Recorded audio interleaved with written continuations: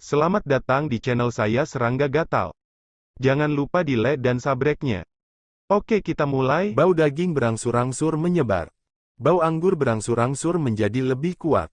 Di luar istana Bobrok, malam menjelang, salju beterbangan seperti air terjun, memercik langit malam, dan angin bertiup seperti pisau, bersiul.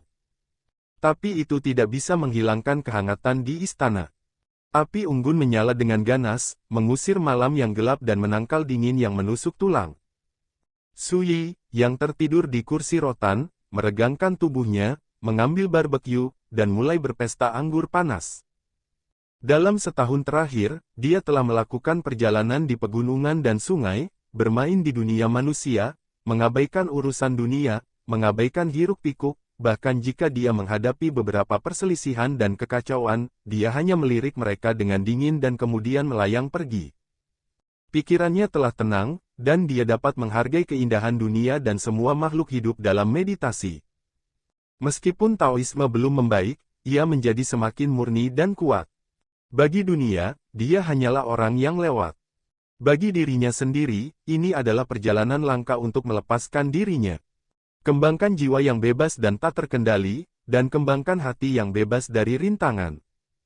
Lewati keramaian dan hiruk-pikuk, melarikan diri ke dunia manusia, dan hanya ketika Anda sendirian Anda dapat menghindari hal-hal, melarikan diri dari kandang, dan mengenali diri Anda dengan jelas.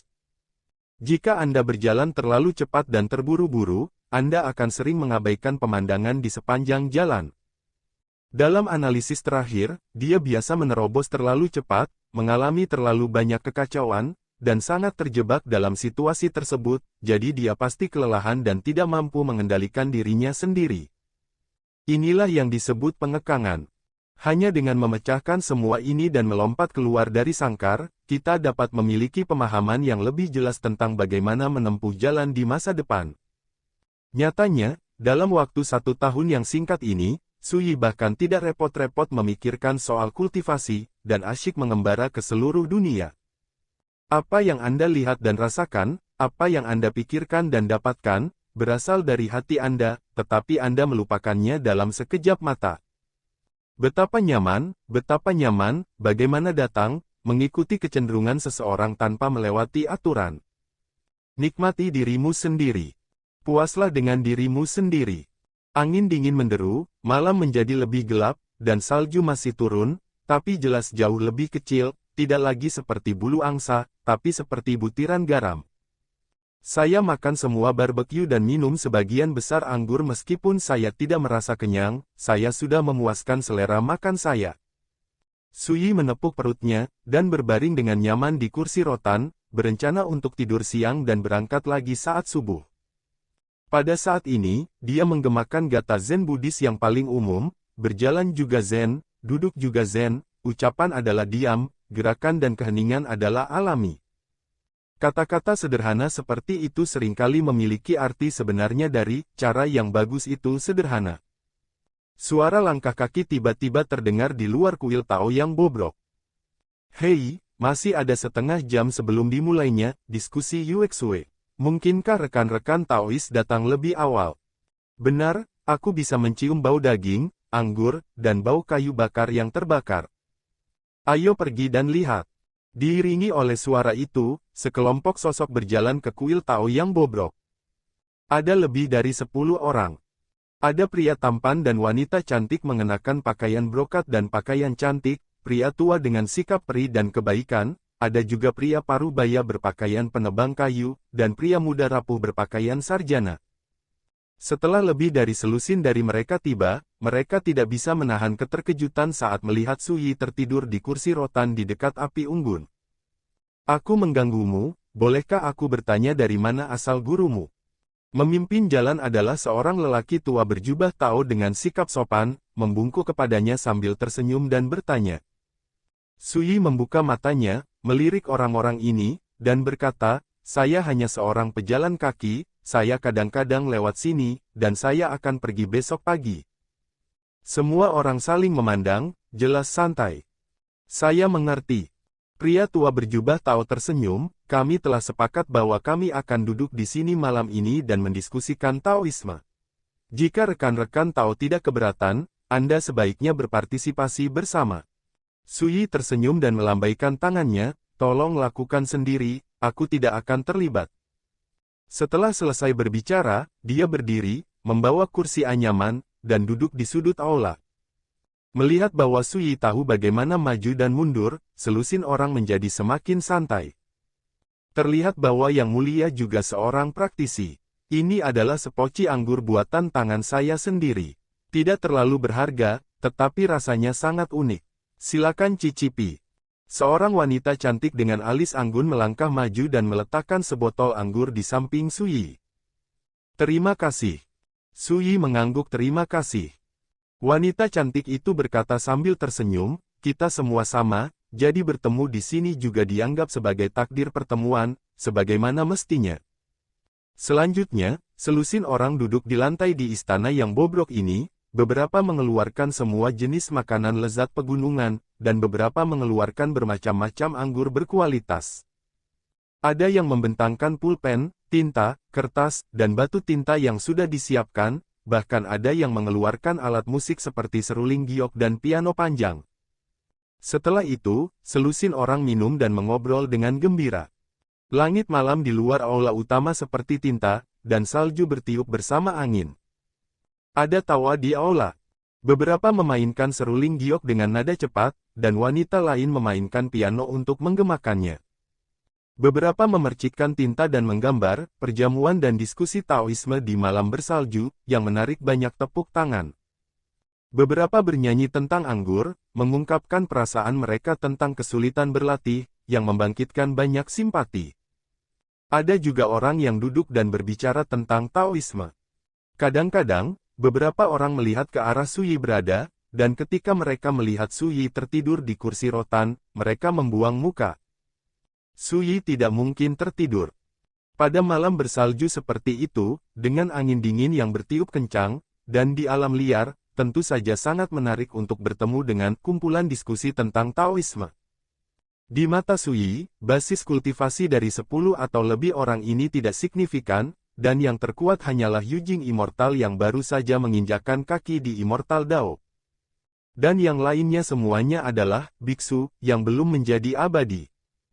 Mereka jelas datang dari tempat yang berbeda, dan mereka hanya berkumpul di sini malam ini, satu untuk minum dan bersenang-senang, dan yang lain untuk membicarakan metafisika. Bagi Sui, kata-kata mereka saat membahas kultivasi sama sekali tidak bermanfaat. Beberapa dari persepsi Dao ini masih keliru. Tetapi harus dikatakan bahwa suasana diskusi Dao yang hidup dan harmonis bahkan menginfeksi Sui. Di jalan praktik, tidak diragukan lagi merupakan hal yang menyenangkan untuk mengumpulkan orang-orang yang berpikiran sama dari waktu ke waktu, minum anggur dan berbicara dengan bebas. Tapi, diskusi malam bersalju ini berlangsung selama setengah jam ketika diinterupsi oleh suara dingin yang tiba-tiba. Kalian penjahat benar-benar pandai menikmatinya. Saat suara itu terdengar, embusan angin yang pahit dan dingin yang menggigit mengalir ke aula. Api unggun dipadamkan. Suara mengobrol, minum, memainkan seruling, dan memainkan kin semuanya tiba-tiba berhenti. Mereka yang memercikkan tinta menyingkirkan kuasnya, dan mereka yang minum dan minum berdiri dengan tiba-tiba. Suasana hidup juga menghilang, dan seluruh aula menjadi menindas dan membosankan.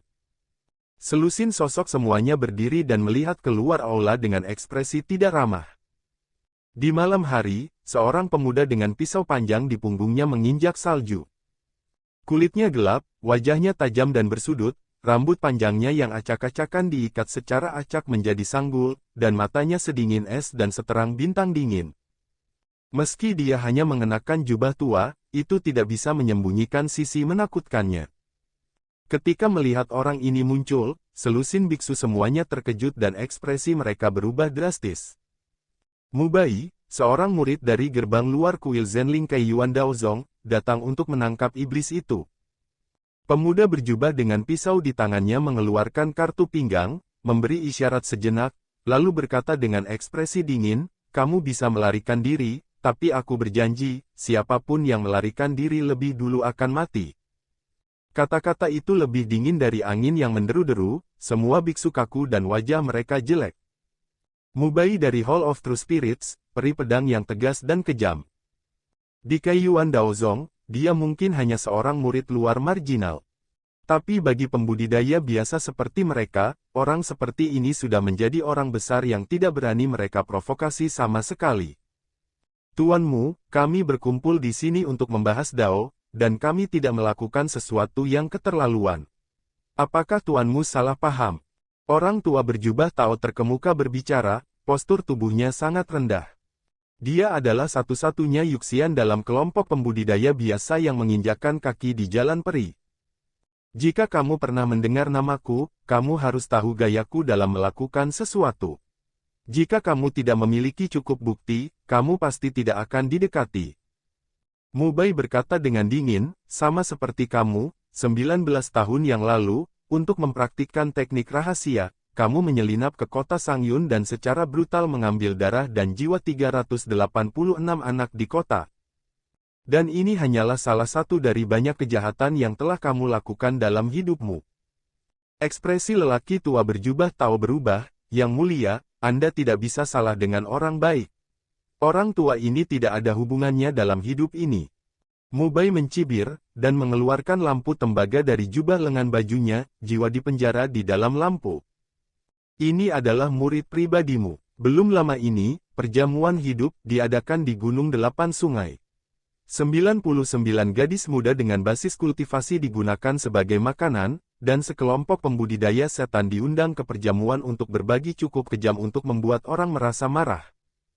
Dan setelah aku memusnahkan monster-monster itu, muridmu telah memberitahumu semua hal yang kamu lakukan untuk bertahan hidup. Sekarang, apakah kamu yakin masih membutuhkan bukti? Kata-kata itu membuat kulit lelaki tua berjubah Tao itu sangat jelek.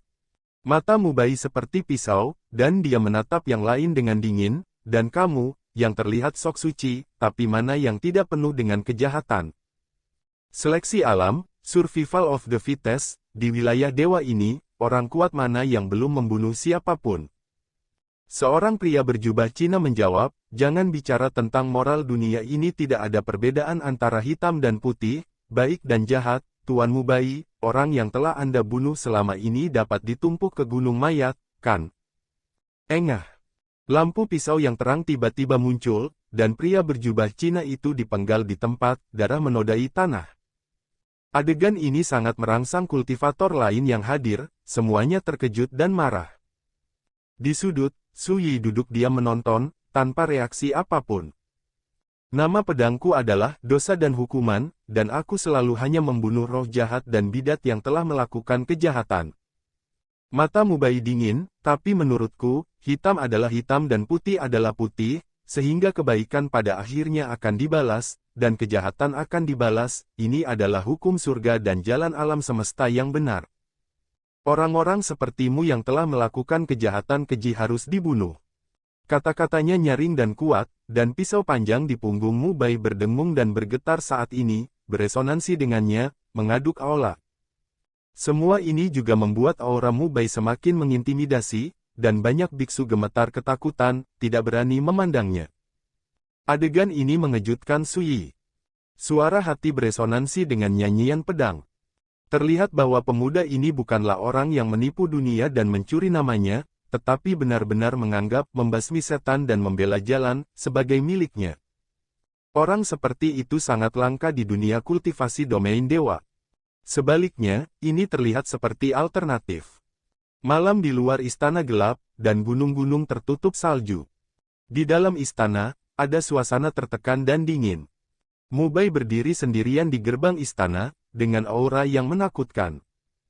Tuanku, sejauh yang saya tahu, Sekte Kaiyuan Dao Anda tidak pernah kekurangan orang yang haus darah. Beberapa orang menekan rasa takut di hati mereka dan berkata, beberapa membunuh orang untuk merebut harta kebetulan, beberapa membunuh orang karena konflik emosi, beberapa membunuh orang karena perbedaan pendapat, dan beberapa bahkan membunuh orang tanpa pandang bulu sesuai dengan pemikiran mereka sendiri. Junior ini berani bertanya, karena tuanmu bersikeras pada prinsip baik dan jahat, hitam dan putih, mengapa kamu tidak pergi dan menyerang tuanmu? Kata-kata itu bergema di aula. Semua orang memandang Mubai. Mereka tidak ingin berdebat tentang hitam dan putih, baik dan jahat, mereka hanya ingin menemukan alasan yang cukup untuk menghentikan Mu Bai. Tapi semua ini membangkitkan minat Su Yi. Apa itu Dao Xin? Obsesi juga tidak hanya mencakup hati yang mencari tahu, tetapi juga kode etik. Tapi ekspresi Mu Bai tenang, dan dia berkata tanpa ragu benar dan salah, baik dan jahat, tergantung pada setiap orang, dan mereka berbeda. Di dunia ini, pembunuhan dan pertempuran terjadi sepanjang waktu, siang dan malam, tapi dia melihat sekeliling semua orang, dan berkata dengan dingin, benarkah yang kuat yang membunuh orang tak bersalah tanpa pandang bulu? Konyol. Seorang anak laki-laki berbaju biru berkata, manakah dari sekte besar di dunia ini yang tidak pernah membunuh orang tak berdosa tanpa pandang bulu? Mereka sering menghancurkan kota dan tanah dalam pertempuran, menyebabkan kehidupan sebuah kota terlibat dan direduksi menjadi jiwa-jiwa yang mati. Hal-hal tidak terjadi pada Kaiyuan Daozong Anda. Mu Bai mengerutkan kening, wajahnya menjadi semakin dingin. Mengapa Tuan Mu Bai tidak berbicara lagi? Pria berbaju biru itu bertanya dengan keras, mungkinkah yang Anda sebut mengusir setan, membela jalan, dan menegakkan keadilan harus berurusan dengan kami pembudidaya biasa yang lemah, dan ketika Anda memperlakukan mereka yang lebih kuat dari Anda berubah aturan perilaku. Mendengar ini, Su Yi diam-diam mengangguk, kata-kata ini benar-benar menunjuk ke hati Dao Mu Bai.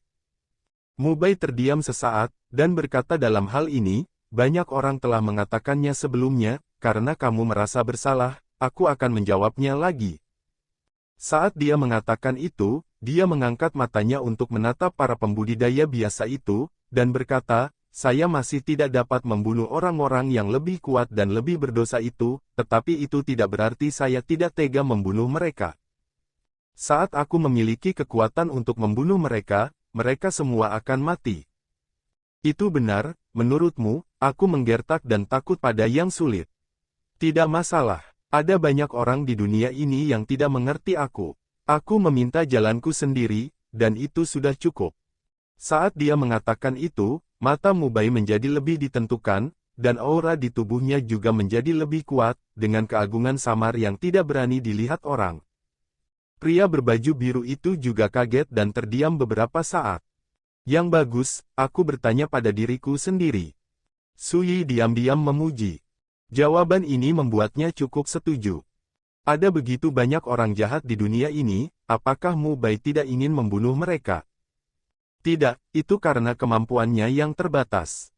Ini bukan masalah prinsip, juga bukan mengintimidasi yang lemah dan takut pada yang kuat, tetapi dia tidak cukup kuat.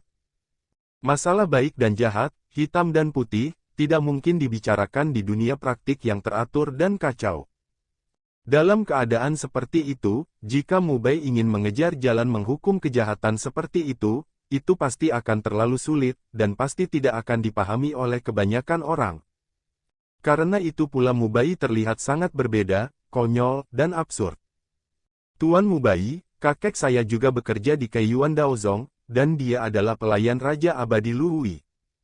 Seorang wanita tiba-tiba gemetar dan berkata, bisakah kamu memaafkanku untuk kasih sayang semacam ini? Ini adalah papan nama kakekku, kamu bisa mengetahuinya hanya dengan melihatnya. Saat dia berbicara, dia mengeluarkan papan nama dan mengungkapkannya. Semangat semua orang terangkat, mereka semua tahu bahwa Immortal King Lu Hui adalah Master Kaiyuan Daozong Zhenling Hall. Yaitu, Bos Mu Bai. Dalam keadaan seperti itu, apa yang harus dilakukan Mu Bai, seorang pemuda yang memusnahkan setan dan membela Taoisme, sebagai misinya? Tapi Mu Bai memotong tanpa ragu, memenggal kepala wanita itu di tempat, darah tumpah ke seluruh tanah. Semua orang terkejut dan menjadi pucat karena ngeri. Mu Bai berkata dengan tenang, wanita ini telah melakukan kejahatan serius yang tidak dapat dimaafkan. Saya percaya bahwa bahkan jika kakeknya mengetahuinya, dia akan memahami tindakan saya, dan Raja Abadi Lu Hui pasti tidak akan mengkritik saya untuk ini. Setelah jeda, dia menggelengkan kepalanya dan berkata, aku juga tidak takut dengan ini. Pada titik ini, para pembudidaya biasa itu semuanya menunjukkan tanda-tanda keputusasaan, dan masing-masing dari mereka merasa malu. Kali ini, jika mereka bertemu orang lain dari Kaiyuan Daozong, mereka pikir mereka memiliki kesempatan untuk bertahan hidup. Tapi menghadapi Mubai, mereka tidak bisa melakukannya. Bintang jahat ini hanyalah sebuah tongkat, dan dia tidak akan menyerah sampai dia mencapai tujuannya. Di dunia yang kacau ini, ada begitu banyak bidat iblis, belum lagi berapa banyak orang kuat dengan tangan berdarah. Kamu Mubai, bisakah kamu membunuh mereka semua? Seseorang meraung dengan mata merah. Engah. Dengan kilatan pisau, kepala pria itu terguling. Mubai berkata dengan dingin, selama aku hidup, aku akan terus membunuh, apakah aku bisa menyelesaikannya atau tidak?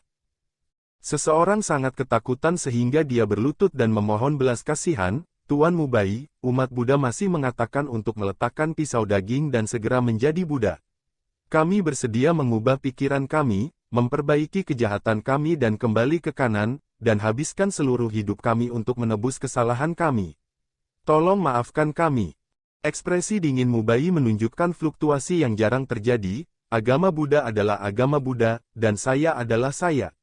Saya hanya tahu bahwa jika mereka yang melakukan kejahatan tidak mendapat pembalasan, saya akan menjadi orang pertama yang menolak. Ada kilatan darah. Orang yang berlutut di tanah juga tewas di tempat. Letakkan pisau jagal dan segera jadi Buddha. Pria tua berjubah Tao itu menghela nafas, ini hanya gambaran yang keliru oleh dunia. Apa yang disebut pisau daging, adalah khayalan, pikiran jahat, pikiran yang mengganggu, keinginan, dan pikiran jahat di dalam hati. Itu adalah tindakan introspeksi, bukan alasan untuk bertahan hidup. Dengan cara ini, Anda dapat berubah pikiran dan membelakangi kejahatan. Inilah yang disebut menjadi Buddha, namun, ini tidak berarti bahwa kejahatan masa lalu dapat dibatalkan. Saat dia mengatakan itu, dia menatap Mubai dan berkata, di dunia ini, kamu adalah orang yang berbeda, tetapi mereka yang tidak mengerti kamu sering tidak setuju dengan tindakanmu, tetapi khawatir pisaumu akan bunuh mereka suatu hari di kepala. Pria tua berjubah Tao tiba-tiba tertawa, saya percaya bahwa kerabat, teman, sesama murid, dan tetua sekte master harus menganggap Anda sebagai jenis yang berbeda, menolak Anda, mengasingkan Anda, menekan Anda, dan bahkan ingin Anda untuk menghilang dari dunia. Mubai tampak tenang dan tidak mengatakan sepatah kata pun. Tapi Sui memperhatikan ada kilasan rasa sakit di matanya. Tidak diragukan lagi, kata-kata lelaki tua berjubah Tao itu membangkitkan kesedihan Mubai. Memang siapa yang tidak takut dengan pisau yang hanya berbicara tentang kebaikan dan kejahatan, hitam dan putih, tetapi tidak berbicara tentang perasaan manusia? Siapa yang tidak bisa takut? Dan semakin kuat dirimu, semakin terkenal dirimu, semakin berbahaya situasimu. Pria tua berjubah Tao itu mengucapkan setiap kata, karena keberadaanmu, terlalu banyak orang yang terancam. Aku berani mengatakan bahwa orang pertama yang tidak bisa menyelamatkanmu saat itu adalah Tuan di belakangmu. Mereka tidak akan membiarkanmu terus membunuh seperti ini. Setelah mendengar ini, Mubai berkata dengan ekspresi tenang, kamu benar. Di sekte, banyak orang diam-diam menganggapku sebagai satu-satunya bintang kejahatan surgawi, dan cepat atau lambat aku akan mati. Tetapi mereka tidak tahu bahwa setelah saya memulai jalan ini, saya sama sekali tidak takut mati. Pria tua berjubah Tao mencibir, jika orang tua, tuan, pendamping Tao, kerabat Anda adalah orang yang membunuh orang tak bersalah tanpa pandang bulu, bagaimana Anda harus memperlakukan mereka? Singkatnya, suasana tiba-tiba menjadi membosankan. Tapi Mubai tertawa untuk pertama kalinya, dan berkata, saya seorang yatim piatu, saya tidak punya orang tua, tidak punya kerabat, dan tidak punya teman. Bahkan di sekte kultivasi, tidak ada tetua sekte yang mau menerima saya sebagai murid. Senyum itu membawa rasa kesepian dan kesedihan yang melekat. Segera, ekspresi Mubai menjadi tenang dan tegas lagi, saya sudah lama dikhianati oleh semua kerabat, dan saya sendirian, jadi apa yang menakutkan? Saat ini, Sui akhirnya mengerti. Justru karena Mubai ini sendirian, tanpa keterikatan, dia telah memulai jalan yang tidak dipahami oleh dunia dan ditakdirkan untuk penuh dengan bahaya dan pasang surut yang tak ada habisnya. Sepertinya tidak masuk akal. Menghukum kejahatan dan mempromosikan kebaikan, dan menentukan benar dan salah adalah hal yang harus dikejar setiap orang di dunia. Namun dalam dunia praktik, peran seperti itu menjadi alternatif. Hal yang paling menyedihkan adalah Sui berani menyimpulkan bahwa jika Mu Bai tidak sendirian, dia mungkin tidak dapat bertahan di jalan yang ditakdirkan untuk dikhianati oleh jemaat. Dan semua ini membuat Mu Bai, orang asing, langka dan berharga di mata Sui. Jalan Sui Qiu berbeda dengan jalan Mu Bai, tetapi ini tidak menghalangi dia untuk mengenali dan menghargainya. Tidak heran kamu begitu kejam. Pria tua berjubah Tao itu menghela nafas, aku tidak punya apa-apa lagi untuk dikatakan. Mu Bai mengayunkan pedangnya dan memenggal kepala lelaki tua berjubah Tao itu di tempat. Saya tidak tahu apakah mereka diintimidasi oleh keagungan Mu Bai yang agung, atau karena mereka diintimidasi, para pembudidaya biasa lainnya semuanya lamban di sana, melihat keluar dari akalnya. Rekan Taois, tolong bantu kami, saya tahu, Anda pasti bisa melakukannya, bukan? Tiba-tiba, seorang wanita bergegas ke arah Sui, berlutut dan memohon, seolah menggenggam sedotan. Sui secara alami ingat bahwa wanita ini mengeluarkan sebotol anggur dan memberikannya untuk dirinya sendiri sebelumnya. Pada saat yang sama, Mu Bai menoleh, dan mengerutkan kening yang mulia bersama mereka. Sui memandangi wanita yang wajahnya penuh ketakutan dan memohon, lalu menatap Mu Bai, dan berkata, kejahatan apa yang dia lakukan. Mu Bai berkata tanpa ragu penyihir ini senang mengambil hati orang dan membuat anggur. Dia pernah menyakiti orang biasa di lebih dari selusin kota di tanah fana. Dia gila dan telah melakukan kejahatan keji. Sui melirik kendi anggur di sampingnya di tanah, itu adalah hadiah dari wanita itu sebelumnya, dan belum pernah dibuka. Tidak diragukan lagi, jika seperti yang dikatakan Mu Bai, kendi anggur ini mungkin diseduh dengan hati yang berdarah. Apa perbedaan antara orang biasa dan semut? Wajah cantik wanita itu menjadi pucat, dan dia berargumen, ini adalah kesepakatan semua praktisi di dunia. Belum lagi dari zaman kuno hingga sekarang, praktisi selalu menggunakan monster seperti saya untuk membuat alkimia. Menurut Anda mengapa saya membunuh orang yang tidak bersalah tanpa pandang bulu ketika saya hanya membunuh beberapa semut untuk membuat anggur? Saat dia mengatakan itu, wanita itu tampak percaya diri dan percaya diri, juga, ketika kamu Mu Bai sedang berlatih, bukankah kamu menelan ramuan yang terbuat dari darah monster? Menghadapi pertanyaan ini, Mu Bai dengan tenang berkata tidak. Wanita itu berteriak saya tidak percaya, Anda pasti berbohong. Bagaimana obat mujarab di dunia ini bisa ada tanpa darah makhluk hidup sebagai primer? Mu Bai mengabaikannya, menatap Sui, dan berkata, Yang mulia, apakah Anda akan ikut campur? Sekian dulu dari Mimin. Terima kasih.